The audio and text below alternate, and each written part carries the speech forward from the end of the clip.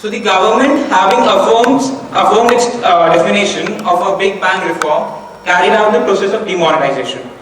In simple terms, demonetization is scrapping the legal tender from the selected denomination of notes, and in this case it is rupee 500 and rupee 1000 rupee note.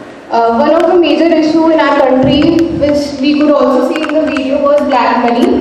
Another issue which was being there was fake currency.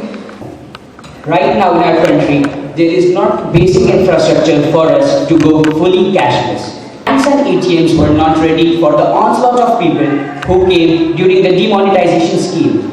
ATMs were calibrated after demonetization was announced.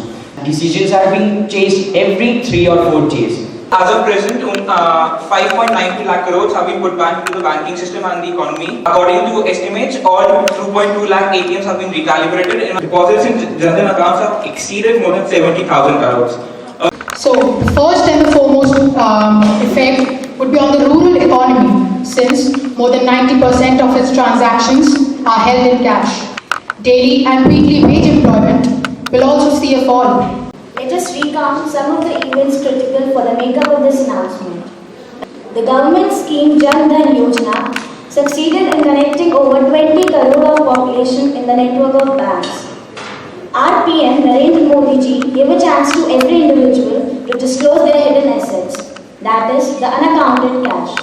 Over time, this will reflect in an improved credit deposit ratio of banks. If the circulation of notes in an economy drops, this will, the consumption will be hit, and automatically this will get reflected in lower inflation. With all your cash in e-wallet secured with a password, you can, which is tracked by corporations, dismembered in the time of theft, the security of your e-wallet, of your money is ensured. There are a number of disadvantages that you should be aware of, like compatibility issue, technologies.